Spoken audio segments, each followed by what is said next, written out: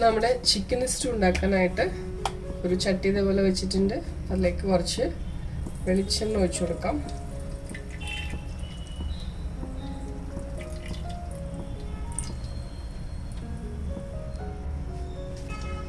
വെളിച്ചെണ്ണ ചൂടായി വരുമ്പോൾ നമുക്ക് ഹോൾ സ്പൈസസ് പട്ട, ഗ്രാമ്പു, ഏലക്ക, ഒരു തക്കോലം എല്ലാം കൂടി ചേർത്ത് കൊടുക്കാം.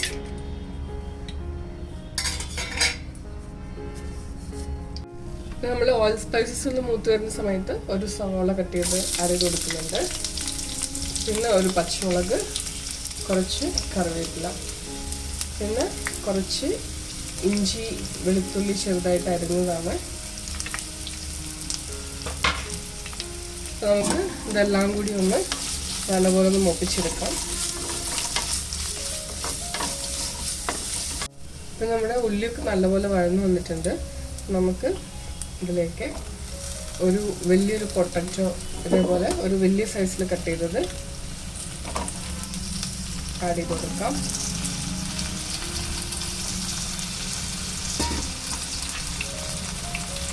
അതുപോലെ ഒരു ക്യാരറ്റ് ഇതേപോലെ കട്ട് ചെയ്തും ചേർത്ത് കൊടുക്കാം.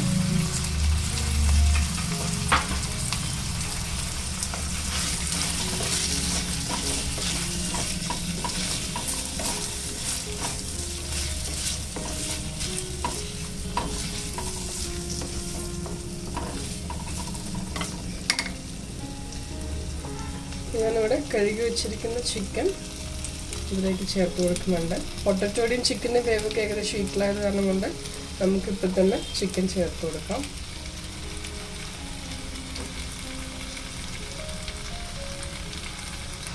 അപ്പോൾ നമ്മളിതിലേക്ക് ആവശ്യത്തിനുള്ള ഉപ്പ് കൂടി ചേർത്ത് കൊടുക്കാം.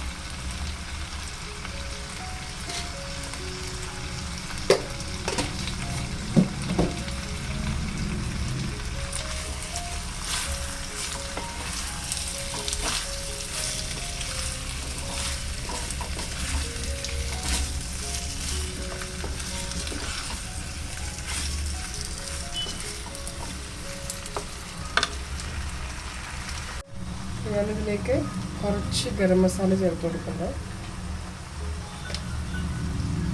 പിന്നെ കുറച്ച് പെപ്പർ പൗഡർ,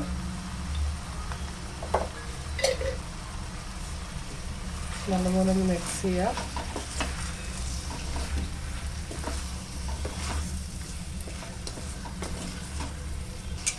നമ്മളിതിലേക്ക് തേങ്ങയുടെ രണ്ടാം പാൽ, അതായത് ലൂസായിട്ടുള്ള പാല് ഒഴിച്ചു കൊടുക്കാം. ഈ പാലിൽ കിടന്നിട്ട് വേണം ഈ ഒരു ചിക്കൻ വേവാനായിട്ട്.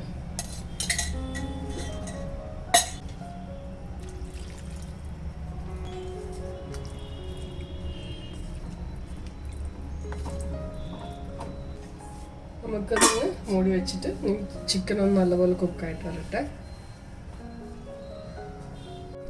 നമുക്ക് ഇതൊന്ന് തുറന്ന് നോക്കാം. നമ്മുടെ പൊട്ടറ്റോയും ചിക്കനും എല്ലാം നല്ലപോലെ വെന്ത് വന്നിട്ടുണ്ട്. ഈ സമയത്ത് നമുക്കിതിലേക്ക് ഞാൻ കുറച്ച് അണ്ടിപ്പരിപ്പ് ചുടുവെള്ളത്തിൽ കുതിർത്ത് വെച്ചതാണ്. അപ്പോൾ ആ കാഷ്യൂ നല്ലപോലെ അരച്ചെടുത്ത് ആ പേസ്റ്റ് നമുക്കിതിലേക്ക് ഒഴിക്കാം. അപ്പോൾ നമുക്ക് കറിക്കൊരു നല്ലൊരു തിക്നെസ് കിട്ടാൻ വേണ്ടിയിട്ടാണ്.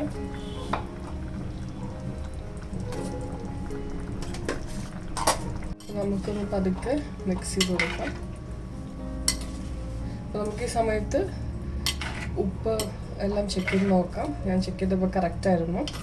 അപ്പോൾ നിങ്ങൾക്ക് ആവശ്യമുണ്ടെങ്കിൽ കുറച്ചുകൂടി നമുക്ക് ഈ സമയത്ത് ചേർത്ത് കൊടുക്കാം. നമ്മുടെ കടി ഇവിടെ അടിപൊളിയായിട്ട് വന്നിട്ടുണ്ട്. പൊട്ടറ്റോയും എല്ലാം നല്ലപോലെ വെന്ത് വന്നിട്ടുണ്ട്.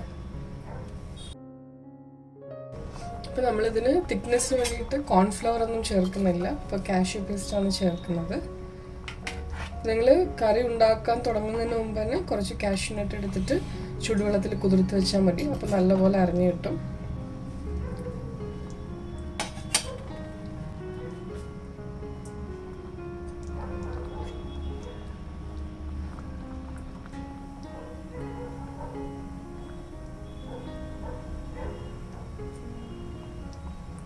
അപ്പോൾ നമ്മൾ കാഷ്യൂ പേസ്റ്റ് ചേർത്തിട്ട് കറി ഒന്ന് തിളച്ച് വരുന്ന സമയത്ത് നമുക്കിതിലേക്ക് നല്ല കട്ടിയുള്ള തേങ്ങാപ്പാൽ, അതായത് ഒന്നാം പാൽ ചേർക്കാം.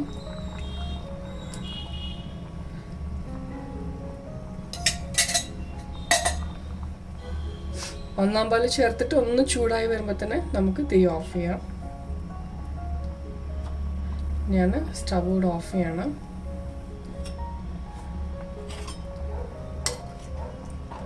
നമ്മുടെ അടിപൊളി സ്റ്റൂ റെഡി ആയി വന്നിട്ടുണ്ട്.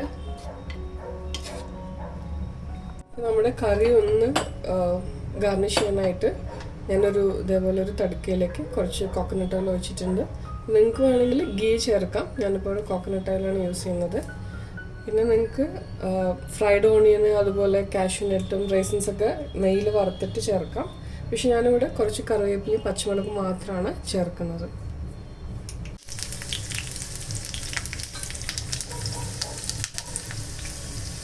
നമുക്കിത് അങ്ങനെ ഇതിലേക്ക് ഒഴിച്ചു കൊടുക്കാം.